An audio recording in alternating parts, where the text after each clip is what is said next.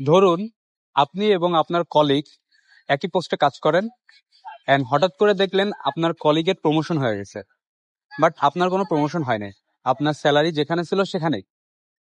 যেহেতু আপনার প্রমোশন হয় নাই, তখন দেখবেন আপনি আপনার কাজের এফোর্টটা কমিয়ে দিয়েছেন, অথবা অন্য কোনো ওয়ে খুঁজতেছেন যেভাবে আপনি বেশি আর্ন করতে পারেন।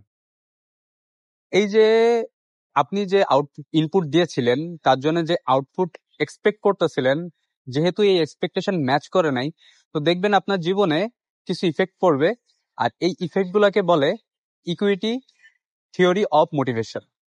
এই যে আপনার যে এফোর্ট কমিয়ে দেওয়ার ব্যাপারটা বা অন্য ওয়ে বের করা যেভাবে আপনি আর্ন করতে পারেন, এই ব্যাপারটা হলো ইকুইটি থিওরি অফ মোটিভেশন। তো এরকম অনেক সময় আমাদের সাথে এই ব্যাপারগুলো হয়ে থাকে। আর আপনার সাথেও এমন কিছু হয়ে থাকে, তো প্লিজ কমেন্টে জানাবেন। দেখা হবে অন্য কোনো ভিডিওতে। Thank you so much.